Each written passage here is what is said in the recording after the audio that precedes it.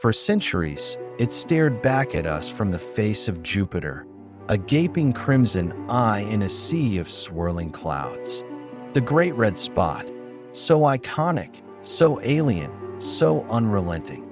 From Earth, it appears like a steady blemish on Jupiter's vast surface, a wound that never heals, a hurricane locked in time.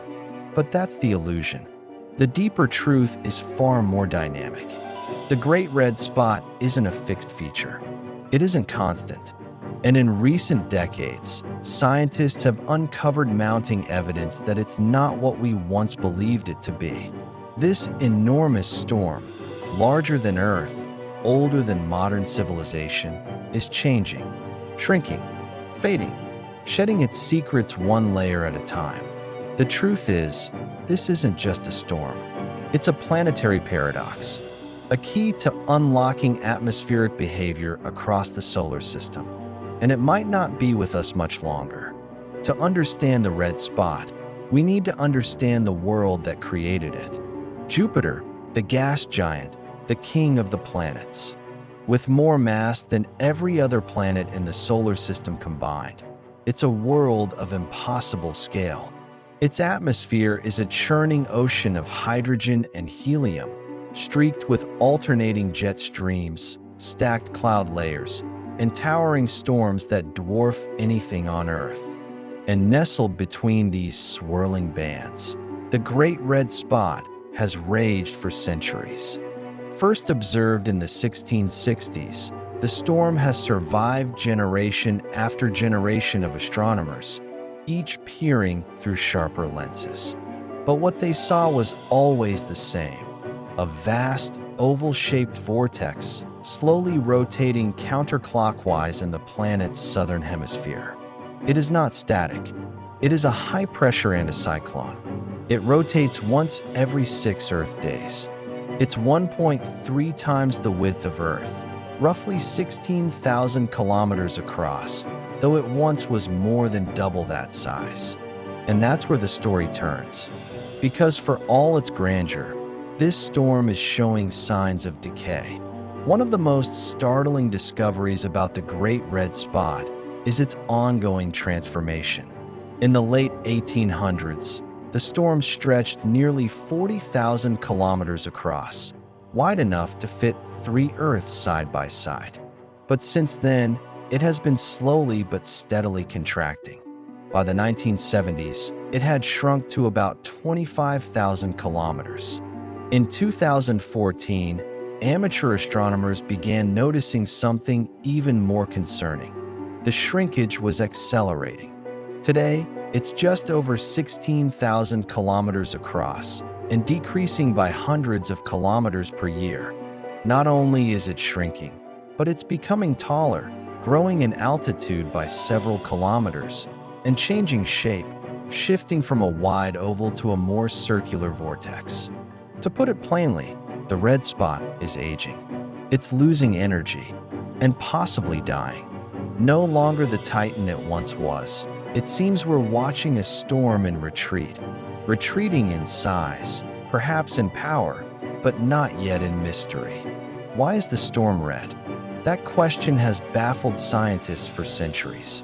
The rest of Jupiter's atmosphere is banded with whites, browns, and yellows, but the Great Red Spot burns with a rusty, coppery hue. The color isn't permanent. It fades and darkens over time, varying from year to year. In some decades, it appears nearly orange. In others, it deepens to a blood-red scar. But the cause? That lies in chemistry. Scientists suspect that ultraviolet radiation from the sun interacts with compounds high in the atmosphere, possibly ammonia, acetylene, or phosphine, triggering chemical reactions that alter the storm's coloring. It may even involve complex organic molecules, hinting at prebiotic chemistry taking place far from Earth. But here's what's really fascinating. The red color may only be skin deep. Underneath the storm's upper layers, the cloud material might be the same dull beige as the rest of Jupiter. The red tint could be no more than a photochemical veneer, a surface transformation caused by sunlight reacting with exotic chemicals. A raging storm painted in atmospheric makeup, and over time, that makeup is peeling away. What lies under the surface of this storm? Jupiter doesn't have a solid surface like Earth. Its atmosphere gradually transitions into liquid and metallic hydrogen as pressure builds deep inside. But thanks to NASA's Juno spacecraft, scientists are finally peeling back the layers. Juno's measurements suggest that the Great Red Spot extends deep into the planet, possibly up to 300 to 500 kilometers beneath the visible cloud tops. That's far deeper than previously imagined. This vertical structure adds a new layer of complexity. It means that the red spot isn't just a surface cyclone. It's a 3D phenomenon, a towering atmospheric column embedded in the upper reaches of Jupiter's fluid envelope. And that depth may explain its persistence. Unlike Earth's hurricanes, which collapse quickly without warm ocean waters, Jupiter's storm is sustained by internal heat, a vast reservoir of energy radiating from the planet's molten core. This heat drives convection, powers jet streams, and helps fuel the planet's most monstrous storms. But even this wellspring of energy has its limits. The Great Red Spot isn't just a storm. It's a natural laboratory. By studying it, scientists learn how fluid dynamics, chemistry, and energy interact under extreme conditions. And what we learn on Jupiter has implications far beyond our own solar system. Many of the exoplanets we've discovered so far are gas giants, hot, massive, roiling worlds not unlike Jupiter. Some orbit so close to their stars that their atmospheres are in constant chaos. These hot Jupiters might have their own versions of the Great Red Spot, perhaps hundreds of times larger, composed of exotic elements like titanium or silicate rain. Understanding the red spot's dynamics helps scientists model weather systems on these distant worlds. In fact, it teaches us that atmospheric phenomena can last centuries, even in the absence of solid ground. That planetary weather is stranger and more enduring than we ever imagined. So when we watch the red spot evolve, we're also watching the first clues to alien weather systems light years away.